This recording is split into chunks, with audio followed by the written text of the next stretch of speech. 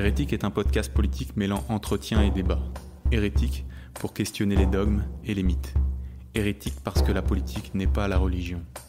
Hérétique parce que vouloir penser est toujours le début de la dissidence. Nous sommes des militants libertaires défendant les principes de la démocratie directe, de l'athéisme, du féminisme universaliste ou de l'internationalisme. Depuis bien trop longtemps, les militants sont des moines soldats, dont les œillères rendent impossible la discussion authentique. Par peur de sortir de la ligne du parti, on se contente de réciter un prêt-à-penser, un catéchisme, des incantations. On ne se donne plus la possibilité d'échanger, de débattre, d'essayer, de se tromper, ou même, plus simplement, de voir la réalité. De ce fait, nous inviterons des gens qui ne sont pas forcément de notre camp, mais qui traitent des sujets qu'ils vivent, qu'ils connaissent ou qu'ils étudient. Quel que soit leur grade ou leur appartenance, nous prenons l'intelligence là où elle se trouve. À l'opposé, nous critiquerons les mouvements autoproclamés progressistes, qui, selon nous, œuvrent au contraire à la régression généralisée. C'est notamment cette gauche dite intersectionnelle ou woke qui promeut les mouvances dites décoloniales, indigénistes, communautaristes, racialistes ou islamistes. Nous refusons l'assignation identitaire et le dénigrement systématique de l'héritage européen des Lumières et des mouvements ouvriers, tout comme nous dénonçons les organisations et les idéologues qui enferment et galvaudent les idées d'émancipation sociale et individuelle. À travers ce podcast, nous chercherons à comprendre le réel et à construire une pensée cohérente, sinon vivante, à comprendre les mouvements du monde, mais aussi à interroger les désirs, les nôtres, ceux des autres et ceux qui nous sont imposés. Hérétiques, nous ne chercherons pas à fonder une nouvelle église, plutôt à nourrir en chacun le goût et le plaisir de la liberté. Hérétique, épisode 1, partie 1. Pour cette première, on reçoit Xavier Laurent Salvador de l'Observatoire du décolonialisme. Bonjour. Et donc la première question, c'est « Mais d'où tu parles, camarade ?» Est-ce que tu peux te présenter brièvement ? Écoute, brièvement, oui, je peux me présenter. Donc moi, je suis Xavier Laurent Salvador. Je suis maître de conférence, on appelle ça HDR, habilité à diriger les recherches à l'université Paris 13 à Villetaneuse. Et ma spécialité à moi, c'est la langue médiévale, la linguistique médiévale et l'édition des textes anciens. Donc une science qui disparaît, mais je trouve ça bien que pour une émission qui s'appelle Hérétique, vous commenciez par inviter un spécialiste de la Bible au Moyen-Âge, puisque tous mes travaux ont toujours porté sur les traductions en langue grammaire, sur la langue de la traduction des Bibles médiévales, de l'hébreu à l'ancien français. Donc je trouve qu'hérétique, ça tombe plutôt pas mal. J'ai pas mal de choses à raconter sur les hérésies. S'il y en a 5 minutes à la fin. Et donc, alors, est-ce que tu peux nous parler aussi de l'association, de l'Observatoire ? Oui, d'abord l'Observatoire. D'abord l'Observatoire, c'est une aventure plus qu'une association. Puis c'est un collectif d'universitaires. Alors je te dis que c'est une aventure parce que ça a commencé il y a... Ouais, je pense que si vraiment il fallait revenir au début du truc, je dirais qu'il y a 5-6 ans, on a commencé avec des collègues, mais parce qu'on est linguistes, et on avait commencé, tout commence en vaudeville et finit en tragédie, on avait commencé par bien rigoler en fait. On avait vu émerger autour de tous ces mouvements SJW, tu sais, la question de l'écriture inclusive, de la langue inclusive, qu'on tente d'imposer en fait dans l'université. Et donc on avait commencé avec des collègues à échanger un peu de façon très potache sur ces questions-là, en s'amusant finalement de ce qui était en train de se passer. Et puis finalement avec un collègue, Jean Slamovitch, on avait sorti un ouvrage qui était une pure blague, mais qui s'appelait « Le sexe et la langue ». Et alors on ne fait pas ça quand on est universitaire, on ne plaisante pas avec ces choses-là, mais on l'avait quand même fait, et ça nous avait valu une espèce de déferlement de folie, enfin des collègues qui avaient voulu interdire nos conférences en Sorbonne, des courriers qui nous avaient été transmis d'interventions auprès des présidents de nos universités, nous interdisant d'intervenir sur nos sujets ou voulant imposer un contradictoire sur la base d'observations en histoire de la langue. Enfin, on ne parlait même pas de ça dans nos conférences, si tu veux. Donc c'est ça qui était incroyable. Et à ce moment-là, on s'est dit, mais attends, on peut contester la linguistique, on peut contester ce qu'on est, la grammaire, mais si on ne nous laisse pas nous parler de ces questions-là, et si on veut nous faire fermer nos gueules sur ces questions, à mon avis, il faut qu'on continue un peu plus. Et donc, de fil en aiguille, on s'est un peu radicalisé, ça, c'était pas top, mais ça nous a permis de rencontrer pas mal de collègues qui faisaient un peu ce même constat qu'il était un peu temps de passer à autre chose. Alors ça nous a donné envie un peu d'extérioriser tout ça. Et on avait commencé à construire, tu sais, un blog, enfin une référence, on avait fait un lexique un peu potache, et l'idée était très potache au début, c'était vraiment on pensait encore qu'on pouvait, en confrontant les gens à leurs contradictions, essayer d'entamer un débat ou essayer de... Voilà. Bon, puis on s'est rendu compte que pas du tout, au contraire, plus on faisait ça, plus ça se tendait et plus on était marginalisé, donc il y avait une espèce de folie. Tu sais, moi j'avais un vieux professeur d'université qui disait que l'humour c'était la dernière arme des intellectuels, et on se rendait compte qu'on était totalement dépossédé finalement de tout ce qu'on pouvait dire. Et puis on s'est rendu compte qu'on n'était pas tout seul. À force d'être marginalisé, on s'est retrouvé beaucoup dans les marges. Alors peu à peu, on a commencé à créer comme ça des échanges, des groupes de réflexion. Et puis de fil en aiguille, il y a à l'époque, on avait commencé à créer un petit blog, à créer comment on appelle ça, une liste de discussion par mail. Donc on commençait à être une cinquantaine, une soixantaine, enfin voilà. Et puis il y a un journaliste qui nous avait contacté en disant « Mais j'ai entendu ce que vous disiez, c'est un journaliste du Point, peut-être qu'il faudrait donner un peu d'envergure à ce que vous faites, puisqu'en fait il y a eu une rencontre à un moment sur ce qu'on était en train de faire. » Et on a dit écoute, oui, parce que finalement tout ce qu'on peut faire maintenant, c'est essayer de donner un peu d'envergure à ce que nous représentons. Et c'est là qu'est né en fait le collectif, le manifeste de l'Observatoire du décolonialisme et des idéologies identitaires. Puis à partir de là, on a embrayé sur toute une actualité que vous avez dû suivre un petit peu, enfin voilà, qui a l'idée de remettre un rapport, enfin toute cette folie à laquelle on assiste depuis 18 mois, depuis la ministre de l'Enseignement supérieur qui s'éclate en plein vol sur le plateau d'El-Kabash, les affaires de cancel culture, le Rastier, François Rastier qu'on accuse d'être raciste, enfin, je veux dire, une espèce de folie qui s'est emparée du monde et qui nous donne envie d'essayer de rester un peu comme une encre. Donc c'est un peu ce principe de ce collectif-là.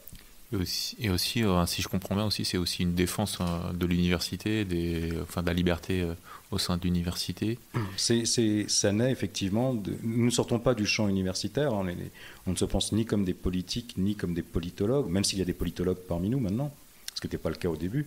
Mais effectivement, nous ce que nous disons, alors je ne sais pas si on va parler d'université, mais nous ne sortons pas du champ universitaire. Parce que ce qui nous intéresse, beaucoup de gens aujourd'hui, il y a un an ils parlaient d'islamo-gauchisme, aujourd'hui ils parlent de wokisme, mais nous parlons de la pénétration des théories du genre et de la race dans les enseignements à l'université. Nous dénonçons l'émergence de studies parce que nous défendons les disciplines. Et ce n'est pas un hasard si ce sont des linguistes, des grammairiens ou des médiévistes qui ont embrayé sur ces questions-là. Aujourd'hui, l'ancien français, par exemple, pour ne parler que de ça, disparaît largement du paysage universitaire et de la formation des profs. Donc c'est une défense des disciplines. Et donc justement, il y avait une question qui nous venait, c'est quelle est la définition de l'université pour l'université, la définition de l'université, ça sera peut-être un peu long, mais il y a d'excellents ouvrages de Verger là-dessus sur la naissance. La question mieux posée serait à quoi sert l'université ? Alors à quoi elle sert ? Si tu veux, je vais y répondre en te disant à quoi elle sert de notre point de vue. Oui. Elle sert essentiellement à former les enseignants. Je vais dire un truc qui est tout bête, mais pour tes auditeurs, c'est pourquoi est-ce qu'on n'enseigne pas la magie à l'école ? C'est pas parce qu'on étudie les maths à l'école qu'on enseigne les mathématiques à l'université. La cartographie des savoirs, elle naît à l'université, et puis c'est rétrograde. On descend de l'université et on construit des savoirs fondamentaux pour les enfants. C'est dans l'université qu'on construit l'épistémologie, la cartographie des savoirs. Je veux dire, la magie, c'est une techné, ça s'observe, mais ça ne s'enseigne pas. J'ai écrit des bouquins sur la magie, jamais j'ai appris à faire des cataplasmes, j'ai jamais enseigné à soigner les vaches. Parce que c'est une techné. La magie, voilà, on l'observe, c'est anthropologiquement intéressant, mais ça ne s'enseigne pas. Et donc l'université, elle sert à construire ce que Rabelais appelle la tête bien faite et la tête bien pleine. Voilà, on est dans une espèce de pression sur les savoirs, les sciences, les disciplines qui construisent la société de demain. Donc l'université, elle sert à ça, elle sert à construire la société de demain. À travers les enseignements, à travers la formation des profs, parce que nos étudiants d'aujourd'hui sont les profs de demain, et les profs de demain, ce sont les élèves des écoles d'après-demain. Si demain, tu vois apparaître un CAPES en magie, après-demain, tu auras un prof de magie, et dans 3 générations, on enseignera la magie. Et si je prends cet exemple, c'est parce qu'on a des exemples, aujourd'hui, de réhabilitation des enseignements, des savoirs autochtones, la dénonciation des savoirs coloniaux, de la physique de la lumière, le Decolonizing Light au Canada, etc. Voilà, si l'université, elle sert à penser la société de demain. Si on abdique ça et qu'on le laisse penser par d'autres, il ne faudra pas s'étonner que la société de demain s'effondre. Nous, on aura fait entendre cette voix-là une fois. D'accord. Tu vois ? Très bien. Et donc, on va rentrer dans le vif du sujet, je veux dire. Donc, c'est le titre du collectif, l'Observatoire du décolonialisme. Ouais. Et donc, oui, c'est les médias d'ailleurs qui disent que aucune définition n'existe. En tout cas, le décolonialisme, par contre, celui-là, il est revendiqué par les militants eux-mêmes. Ouais. Donc, est-ce qu'on peut rentrer dans les définitions ? Donc, C'est par exemple, ouais. Décolonialisme, commençons par là. Le décolonialisme, comme tu l'as dit, nous, on est entré par là, parce qu'on n'a jamais revendiqué ni wokisme, ni islamo-gauchisme, parce que justement, c'est une catégorie qui est identifiée. Les études décoloniales, c'est quelque chose qui naît, si tu veux, dans les études indiennes au début, ce qu'on appelle les post-colonial studies, etc., qui sont un mouvement légitime et très intéressant sur l'émergence d'une littérature post-coloniale, comment les pays décolonisés du monde anglo-saxon se sont émancipés et se sont réappropriés les outils de la langue pour... c'est quelque chose de très intéressant, mais qui, par métonymie, dérive, parce qu'il y a des mouvements politiques, parce qu'il y a eu une sociopolitique aussi en Amérique du Sud qui a exemplifié le phénomène, qui postule que finalement l'Occident est colonial par essence, d'ailleurs qu'il n'est même pas colonial en acte, mais qu'il est colonial par essence, donc on ne peut pas de toute façon décoloniser le monde dès lors que, par définition, toute pensée occidentale se veut coloniale. Et donc le décolonialisme, ça c'est nous finalement qui revendiquons d'attribuer ce terme sur des théories qu'on voit émerger dans l'université, c'est ce mouvement qui consiste, de leur point de vue, à dénoncer le fait que la décolonisation n'a jamais eu lieu, au titre de la suprématie blanche, occidentale, qui exerce un pouvoir de domination sur un ensemble de communautés minoritaires dominées. Crime de colonisation dont l'Occident ne peut pas de toute façon obtenir la rédemption, puisqu'il est constitutif, selon eux, de l'essence même de la civilisation occidentale, qui est coupable et responsable de cet asservissement des communautés. Donc à partir de là, on passe d'une dénonciation d'un rapport de dominant-dominé, qui remplace d'anciennes structures de classe qu'on avait déjà connues dans les visions marxistes de l'histoire, qui étaient quand même autrement plus intéressante et fine à voir. On voit apparaître aujourd'hui donc un rapport de dénonciation de dominant-dominé, mais qui est enfin un rapport de coupable-innocent. Voilà. Et donc le décolonialisme, c'est la transposition de cette idée d'une domination inhérente dans tous les faits de culture occidentaux, langue, littérature, civilisation, culture, économie, phénomène, extractivisme, qui consiste à caractériser toute pensée par, sa culpabilité coloniale, et penser sa rédemption par le décolonialisme. Rédemption, culpabilité, essentialisation de l'Occident sont des notions, qu'on le veuille ou non, qui réhabilitent un imaginaire absolument détestable qui a à voir avec le racisme, et c'est ce que nous dénonçons. Alors effectivement, c'est compliqué. On a plein de gens qui nous contactent en fait parce qu'ils pensent que nous sommes des décoloniaux. Donc c'est pas le cas. Voilà. On a ce domaine décolonialisme.fr, donc c'est pas mal, ça fait venir des gens à nous, c'est pas inintéressant parfois, ils repartent très vite. Mais l'idée, c'est justement de les prendre un peu de l'intérieur pour essayer de leur montrer que, qu'on réhabilite un imaginaire nauséabond et raciste, et on se heurte effectivement à une critique qui est celle d'être accusé d'être raciste. C'est ce que nous leur disons. Vous êtes raciste, vous réhabilitez un imaginaire nauséabond. Et donc ce décolonialisme aussi vient d'une histoire aussi, d'une évolution. Il y a un mot qui revient souvent, c'est le côté déconstruction. Alors c'est la déconstruction qui est associée au décolonialisme, et là on dérive effectivement, donc il y a des écoles de sociologie qui en fait ont repris ces mouvements qui dérivent de la critique adressée notamment aux États-Unis, qui croisent les théories les théologies de la libération, qui croisent les grandes écoles sociologiques du décolonialisme, et qui en fait s'appuient sur la pensée de la déconstruction, c'est-à-dire des courants qui dérivent des écoles de philosophie, notamment de la French Theory, exportés aux États-Unis et qui revendiquent en fait à travers la décolonisation, ce que j'appelais tout à l'heure la rédemption du crime colonial, qui revendique une forme de déconstruction de tous les objets et culturels, civilisationnels, linguistiques, bref, tout ce qui concerne en fait les lettres et sciences humaines et sociales dans l'université, le genre, la personne, l'économie, et qui les passe donc au tamis des philosophies de la déconstruction, cherchant en fait à travers la déconstruction à identifier les points qui permettraient en quelque sorte d'extraire de cet Occident c'est sa culpabilité fondamentale.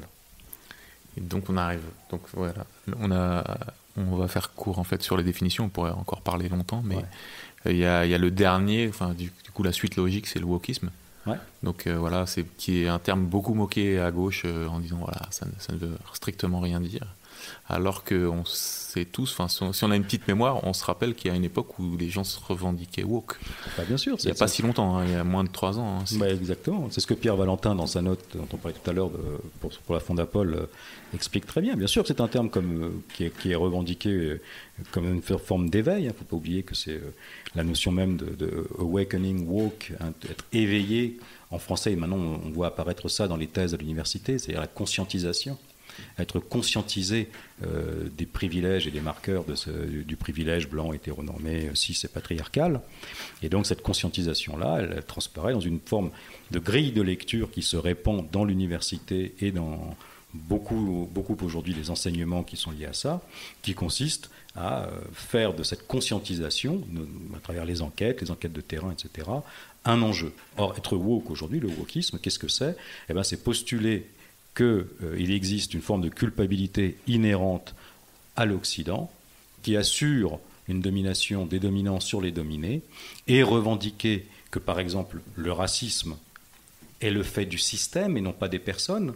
Je pense qu'on est nombreux ici à penser, par exemple, qu'il faut lutter contre les racistes parce que les racistes sont des connards, il faut les éduquer, mais qu'on ne peut pas déresponsabiliser les racistes de leur racisme du fait que le racisme serait le fait du système, par exemple. Voyez. Or, le woke, lui, est conscient que derrière la personne du raciste, il y a en fait quelque chose de plus grand, qui est l'ordre d'une espèce de mal ontologique, à l'œuvre à travers lui, qui est le racisme systémique. Et donc, à travers le raciste, le woke ne chasse pas la personne, ne revendique même pas qu'il puisse l'éduquer, il n'y a aucune rédemption possible. C'est là où on voit la misère de cette idéologie, de cette philosophie-là.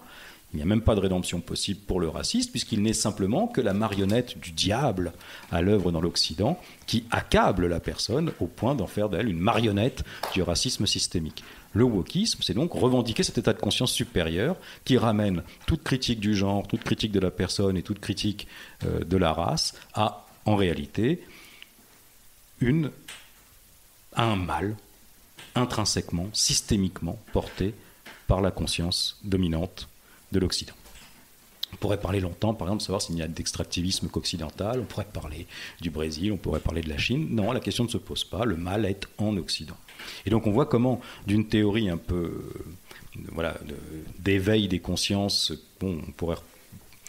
qui n'est pas loin d'avoir quand même quelques points communs avec des mécaniques sectaires, enfin, si vous voulez, on pourra développer ça, mais je pourrais vous expliquer quoi, mais à partir d'une grille de lecture comme celle-là, on voit comment, disons, ce type de revendication ou d'attaque des constructivistes à l'encontre d'un Occident systémiquement malsain, eh bien, on crée une rencontre entre plusieurs dynamiques, plusieurs idéologies, plusieurs courants politiques qui seraient très contents de voir s'effondrer l'Occident et le système occidental. Et donc c'est là que se posent toutes les questions qu'on a pu voir dans la société, celle de l'islamo-gauchisme, qui est liée au wokisme, parce qu'il en découle naturellement, c'est une critique de l'Occident, qui est liée à un l'antidémocratisme.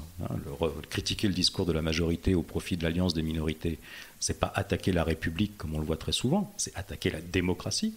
Et donc vous voyez comment ces problèmes sociétaux sont en fait des problèmes politiques. Dans l'université, c'est encore un autre enjeu.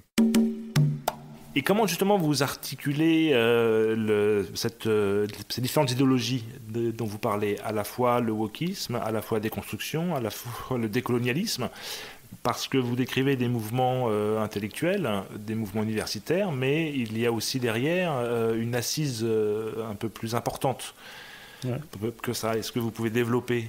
Oui, il y a une assise plus importante, c'est évident. C'est-à-dire qu'on voit bien de toute façon que dans le contexte dans lequel naît, par exemple, les discours de Grossfogel sur le décolonialisme, l'émancipation des peuples qui luttent contre une Amérique envahissante et des théories expansionnistes, c'est pas tout à fait le même contexte qu'aujourd'hui, mais il est évident que cette histoire qu'on connaît bien, par exemple, en Amérique du Sud, ça a été aussi, par exemple, des vecteurs d'introduction des mouvements émancipateurs, par exemple en Afrique ou au Moyen-Orient. Donc, on voit que de toute façon, il y a quand même une articulation, voilà, assez violente, disons, entre la façon qu'on a de penser la décolonisation, de se débarrasser de l'emprise occidentale, et puis des mouvements politiques qui, justement, revendiquent, à travers l'autonomie, le pouvoir politique ou l'affrontement politique.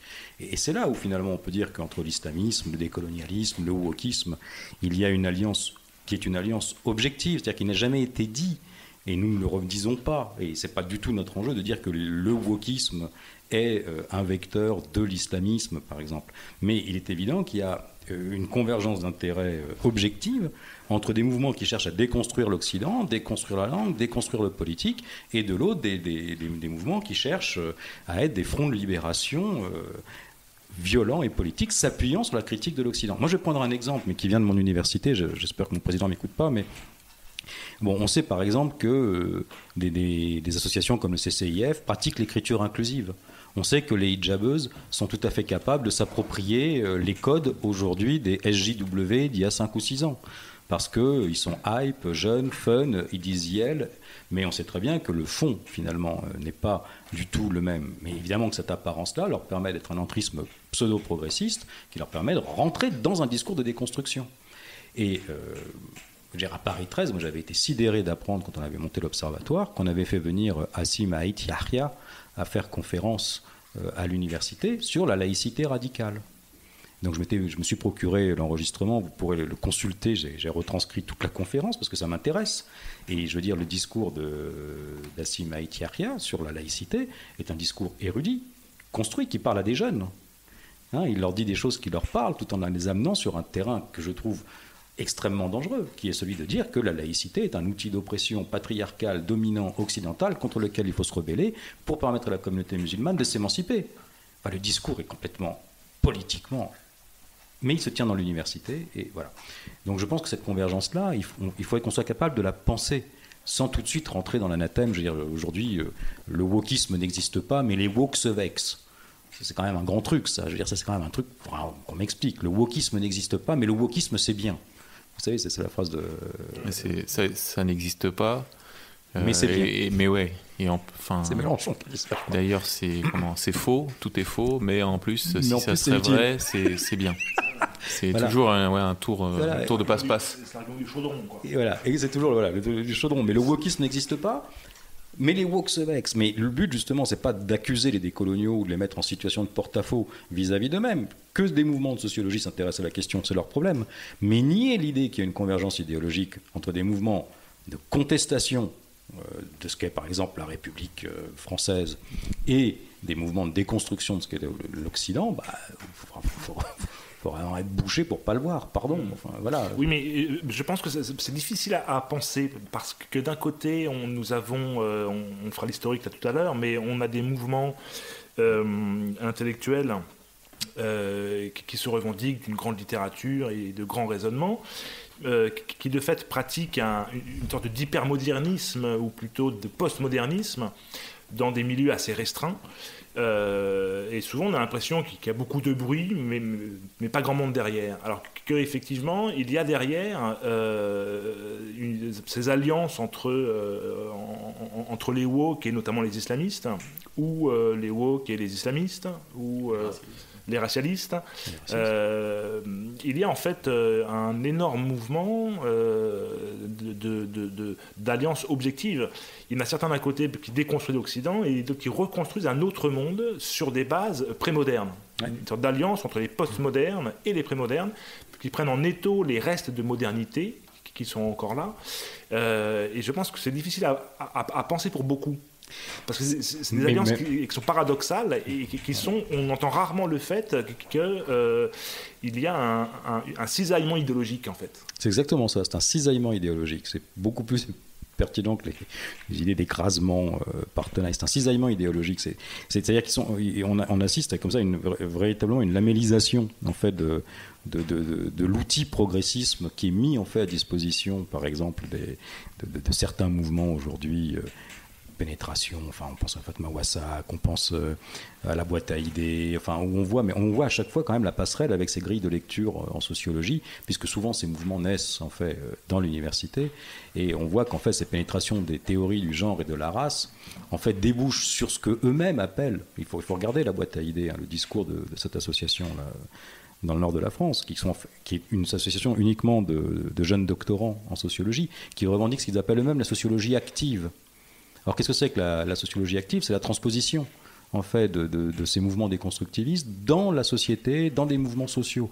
Donc évidemment qu'on agrège dans cette dynamique-là qui sort de l'éthique universitaire en quelque sorte, on agrège une dynamique qui devient du coup une dynamique politique. Et à partir du moment où on rentre dans le champ politique, évidemment on s'expose à ce que vous décriviez, c'est-à-dire à l'idée d'un cisaillement idéologique. Et c'est à ça qu'on assiste en ce moment. Et il faut en prendre conscience, parce que derrière se joue en fait la recomposition sans doute d'un paysage juridique occidental, enfin beaucoup. Bon, voilà, qui trouve ses financements d'ailleurs dans de grands mouvements, on pense à l'Open Foundation de Soros, etc., qui financent ces actions-là, parce que derrière, il y a une volonté effectivement d'asseoir le discours des constructivistes, le sortir de l'université et l'implanter dans le discours politique. Et je terminerai peut-être là-dessus, mais il faut bien voir qu'on a parlé de Grossfogel, mais enfin une des personnalités majeures des mouvements décoloniaux, c'est Frantz Fanon. Alors il faut lire Frantz Fanon, c'est extraordinaire. Enfin, donc c'est les psychiatres, il analyse les pathologies des personnalités colonisées au prisme du jugement que les malades psychiatriques portent sur eux-mêmes par rapport à l'idéal colon auquel ils essayent d'adhérer. Et donc Frantz Fanon rentre dans une dynamique qui est celle du débarrasse-toi du masque, tout ce que reprend Thuram dans La Pensée blanche, débarrasse-toi du masque colonial, sois toi-même, etc., etc. Bon, mais il ne faut pas oublier que le trajet de Fanon l'amène à soutenir le FLN et à fabriquer des bombes. Et parce que c'est l'aboutissement, si vous voulez, dès lors qu'on rentre, mais c'est peut-être un peu plus, on sort un peu du sujet, mais dès lors qu'on rentre dans une pensée de l'action politique, il est évident que dans le champ de la pensée politique décoloniale, on rentre dans l'action révolutionnaire, dans l'action subversive. Et donc, il ne faut pas croire qu'il n'y a pas de continuité, qu'il n'y a pas une solution de continuité entre le Fanon universitaire génial et observateur des pathologies psychiatriques des colonisés, et par ailleurs le Fanon proche du FLN. Cette dichotomie-là, elle n'existe pas. Elle est de papier. Et donc c'est la même continuité, à mon avis, qu'on observe, c'est une figure de style évidemment, mais qu'on observe entre les mouvements universitaires et ce glissement vers des mouvements politiques qui, eux, visent, à travers la déconstruction, à ébranler les bases de la démocratie occidentale. Oui, mais je pense que vous avez l'air de décrire l'action politique comme découlant de l'action intellectuelle. Mais je pense que les sources, nous sommes en face de deux sources différentes. Il y a d'abord les sources, on va en parler tout à l'heure de l'histoire, les sources du wokisme, de la déconstruction, du décolonialisme, qui sont en quelque sorte internes à l'Occident. Et de l'autre côté, il y a une dynamique qui est extérieure à l'Occident et qui est vraiment hétérogène. Les frères musulmans notamment, c'est une dynamique internationale qui est indépendante du wokisme.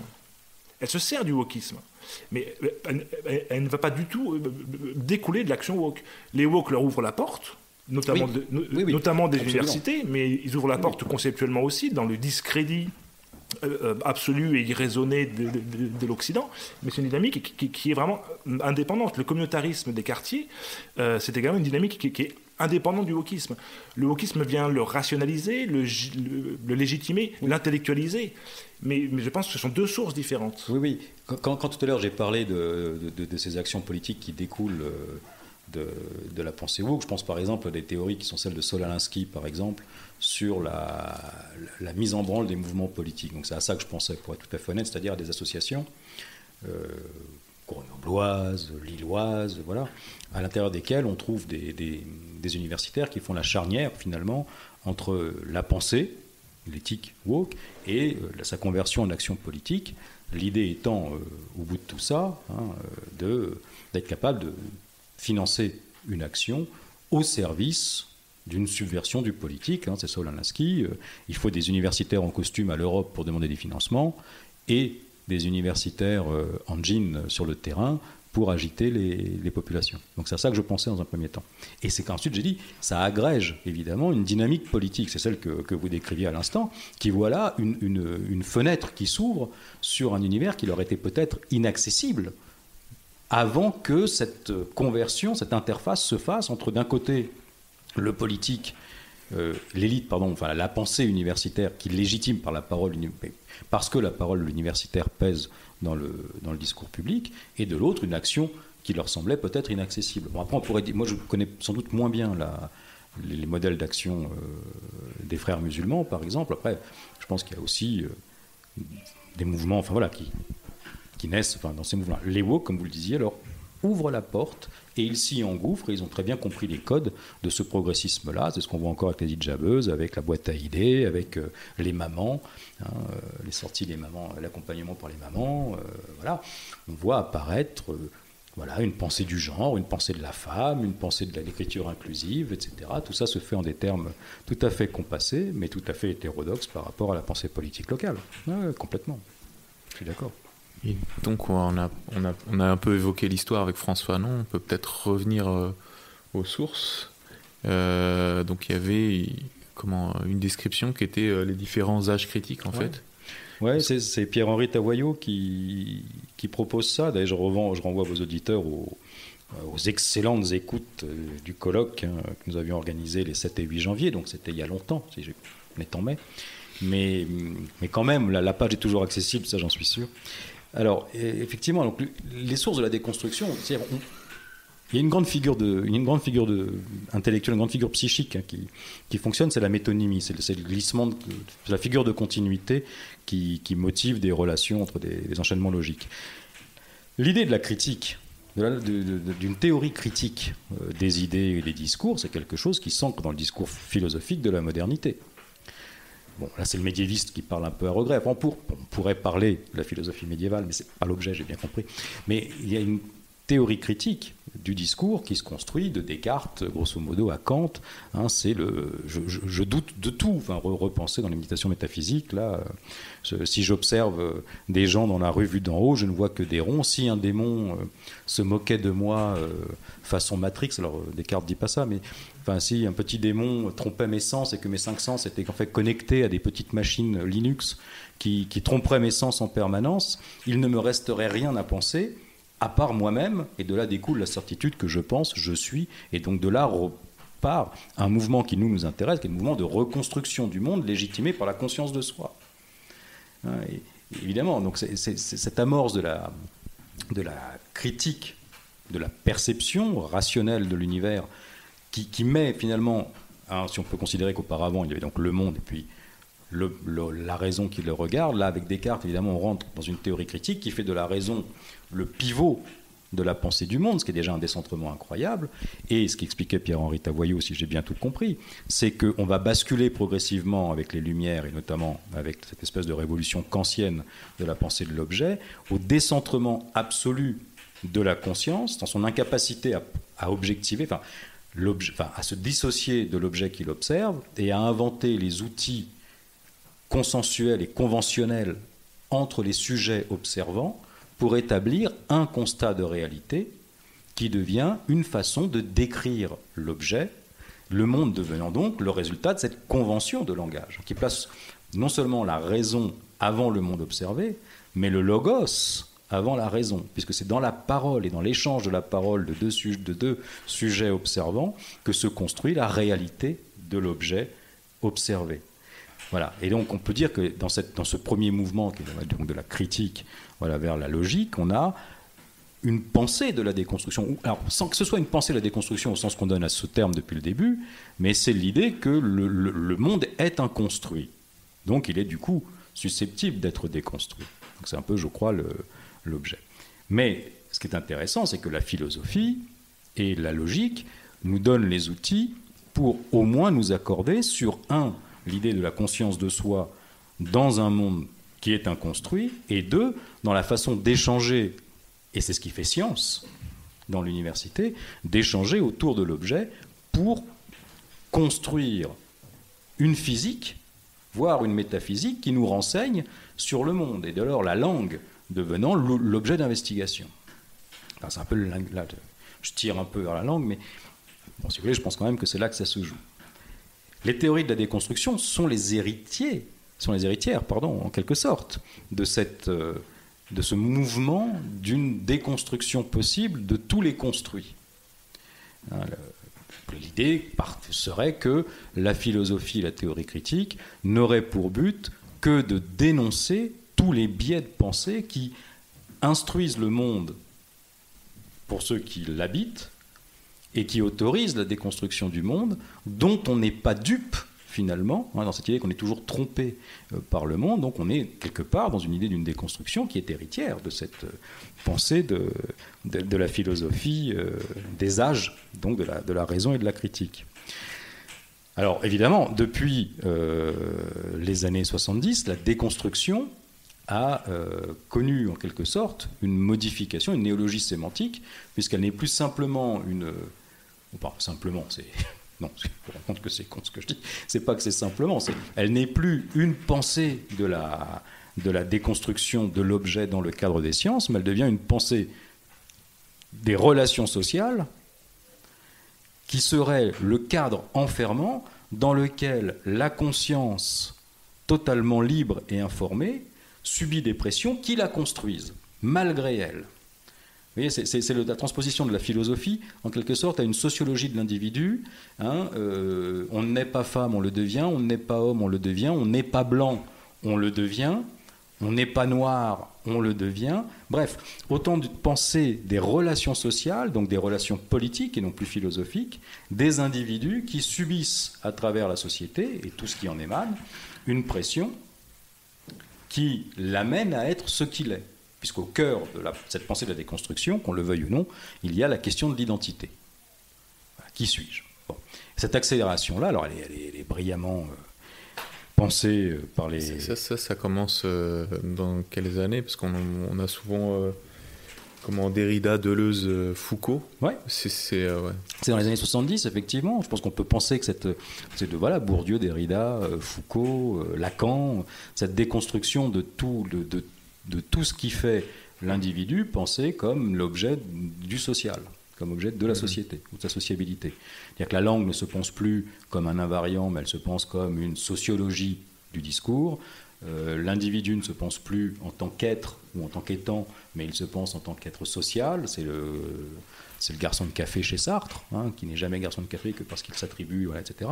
Donc tout est revu à l'aune de l'interaction sociale, conçu comme le carcan dans lequel émerge l'identité, identité héritée, on doit se débarrasser du poids de l'héritage, et identité forcée par l'actualité de la société, par l'actualité de la sociabilité.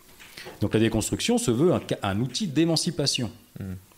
Et pour le coup, effectivement, les théories de Frantz Fanon, les mouvements de théologie de la libération en Amérique du Sud, hérité de la pensée protestante, les textes de Grossfogel, qui sont des textes d'une émancipation de l'individu face à une domination avérée, politique, visible, qui entraîne des pathologies de la psyché. On tire un discours qui est une extrapolation, une métonymie, qui amène l'individu à se penser lui-même comme étant toujours le résultat de ces interactions sociales dont il peut s'émanciper du carcan.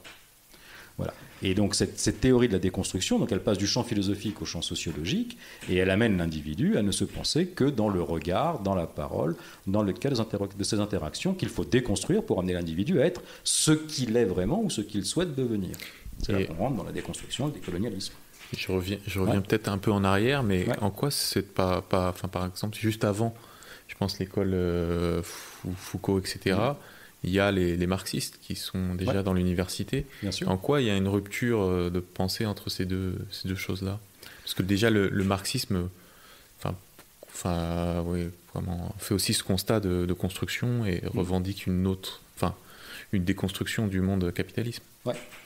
La déconstruction d'un univers capitaliste et économique, bien sûr. Est-ce que... Bon, je ne prétends pas tout savoir, donc vous m'arrêtez si je dis des conneries. Mais déjà, le marxisme est une pensée de l'histoire. On peut être d'accord là-dessus. Oui. C'est-à-dire une pensée de l'histoire dans le continu. Ouais, dans la continuité de l'être, dans son évolution. C'est quelque chose qui, à mon avis, est fondé sur Hegel et aboutit à une pensée de l'histoire qui n'est pas une pensée de la société, qui est une pensée de l'histoire de l'humain. D'accord ? Donc ça inscrit quand même l'individu dans le cadre d'une lutte, non pas entre individus, mais entre systèmes d'exploitation, entre systèmes de gestion. Et donc, il y a quand même l'idée que la lutte des classes peut un jour amener par la conscientisation, s'il faut reprendre ce terme moderne, à une émancipation du carcan féodal dans lequel l'ouvrier et le prolétaire sont enfermés. Enfin, je ne sais pas, moi, il y a un exemple qui m'avait beaucoup frappé. Par exemple, sur la place de la femme dans le discours marxiste, moi, j'ai beaucoup lu Alexandra Kollontai, que je trouve puissante. Enfin, je trouve qu'elle a une vision de la place de la femme dans le système prolétarien absolument extraordinaire. Enfin, je veux dire, ce qu'elle explique, et alors je vais le résumer en 2 mots, ça va être con, mais c'est pas grave. Enfin bon, c'est que le prolétaire est au service du capital, et que donc, sans le prolétaire, le capital ne fructifie pas. Donc le capitalisme est condamnable parce qu'il est... Voilà, mais qu'au sein de la famille, au sein de la cellule familiale, la femme est le prolétaire du prolétaire, puisqu'elle permet au capitalisme de survivre, parce que c'est elle qui alimente le prolétaire dans sa survie. Et donc la place de la femme est beaucoup plus puissante qu'elle n'en a l'air, parce qu'elle est extrêmement subversive. Le jour où elle coupe les vivres, c'est évidemment tout le système capitaliste qui s'effondre. Elle a une vision de la place de la femme dans le système d'exploitation qui est, subversif, mais surtout qui est une pensée, structuraliste de la chose, qui ne se pense pas uniquement au rapport de domination, qui pense le rapport de domination dans sa subversion. C'est-à-dire, la femme peut changer le cours de l'histoire, s'en affranchir et participer à un mouvement d'émancipation globale. Dans la relation de domination telle qu'elle est décrite dans les colonialismes aujourd'hui, tu n'as pas une pensée de l'histoire, tu as une résignation au rapport de domination qui doit aboutir à la destruction du dominant. Pas à la destruction du système qui permet la domination, à la destruction du dominant. C'est-à-dire qu'on passe de la subversion de l'idéologie ou du système à un affrontement entre les individus.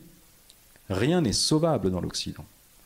Je ne sais pas si vous vous rendez compte à quel point cette pensée-là est sectaire, misérabiliste et apocalyptique en quelque sorte, par rapport au discours marxiste. Enfin, c'est effrayant. Mais c'est un petit peu, moi, la critique que j'émettrais à propos de ces 3 âges de la déconstruction, l'âge classique dont vous avez parlé, Descartes et Kant, le 2e âge, Derrida, Foucault et consorts, et aujourd'hui on vivrait le 3e âge. J'ai tout à fait entendu le déroulement du raisonnement, mais quelque part j'ai l'impression qu'il y a une forme de légitimation des mouvements décoloniaux à travers cette inscription dans la philosophie. Alors que justement, ce que vous commenciez à dire, il y a comme une rupture qui me semble assez profonde entre la philosophie occidentale et cette sorte de bouillie décoloniale que l'on a aujourd'hui. Il y a quand même plusieurs différences de fond. Alors je ne sais pas, est-ce que vous pouvez en parler, parce que notamment en termes de marxisme, nous ici on serait quand même plus ou moins du mouvement ouvrier, non pas du marxisme, mais du mouvement ouvrier, donc qui est à l'origine des mouvements marxistes et totalitaires un peu plus tard, malheureusement. Mais il y avait une revendication, il y avait un horizon politique, même en philosophie. Il y a un horizon politique. Ce qui était visé était comme l'autonomie de la pensée. Là, on voit plutôt une destruction, une autodestruction de la pensée. Il n'y a aucun horizon. C'est-à-dire, en quelque sorte, les mouvements d'émancipation, qu'ils soient ou politiques ou philosophiques, visaient l'autonomie au sens de Castoriadis, une autonomie de la pensée, une autonomie de l'action, qui nous semble tout à fait respectable. Mais aujourd'hui, on est plutôt en face de mouvements qui visent l'anomie, c'est-à-dire la destruction de toutes les règles, non pas pour en inventer d'autres, mais la destruction en soi de toutes les règles. Oui, parce qu'elles sont marquées par le sceau de cette espèce de péché originel. Genre, la destruction de tous les rapports sociaux, la destruction de l'identité. Ce qui est visé est en fait une annihilation de tout, alors avec derrière une sorte de messianisme religieux où on pense que surgira du chaos engendré, parce que ça peut engendrer un chaos, surgira un ordre nouveau, mais dont on ne peut absolument rien dire, qui sera lui-même, j'imagine, à déconstruire. Donc on est dans une bouillie absolument totale. Ouais, complètement. À Bordeaux, chaos. C'est quelque chose qui intéresse les hérésies, mais je ne crois pas qu'on en soit là, malheureusement. Mais tu parlais de Castoriadis, oui, complètement. C'est-à-dire qu'il y avait un horizon politique, une pensée de l'histoire qui était censée amener, enfin, on pourrait en parler longtemps, mais il fait une espèce de reconstruction le marxisme vise en fait quelque chose qui, est important, c'est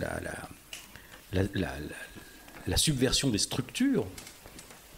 Parce que moi, je crois que ce qu'on a perdu, si vous voulez, entre les années 50, enfin entre les mouvements marxistes et puis le décolonialisme comme il émerge aujourd'hui, c'est qu'on a perdu le structuralisme. On a perdu la pensée de la structure. C'est quand même, enfin, on avait les outils, surtout en France, on avait le structuralisme en littérature, on avait de Jeannette Abarth, on avait construit les outils de la structure politique, structure de l'histoire, etc. Aujourd'hui, la bouillie que vous décrivez, c'est celle qui vise effectivement, alors vous dites l'annihilation, nous on avait écrit un article pour dire que c'était un nihilisme nouveau. C'est un nihilisme, évidemment, parce que dès lors qu'il se condamne en quelque part à lutter contre un mal absolu ou contre un péché originel dont seraient porteurs tous les représentants du système façon Matrix, on est tous que les petites marionnettes d'un monde à détruire. Bon, les pensées de la structure qui l'anime, évidemment, disparaissent, ils sont toujours en affrontement avec le mal absolu, puisqu'ils ne sont, il n'y a pas de possibilité de subversion, de conversion, de rattrapage. D'ailleurs, aucun de nous n'est wokistement sauvable. Et donc, ça les amène à être eux-mêmes victimes de figures de style. Alors, la conscientisation. C'est être conscient. Alors, évidemment, la conscience, ça passe par la parole, mais ils ne croient pas à la parole, donc ils ne sont jamais conscients de rien. L'invisibilisation des femmes. Alors évidemment, si je dis « il pleut », j'invisibilise les femmes. C'est une figure de style, enfin, c'est juste con. Les femmes ne disparaissent pas quand je dis « il pleut », puis elles continuent, puis alors, elles se diluent, elles fondent. Moi, ma femme, quand il pleut, je vois bien qu'elle est toujours là. Elle me fout le parapluie dans la gueule, il n'y a pas de doute. Vous venez d'entendre le premier épisode de la première saison du podcast Hérétique.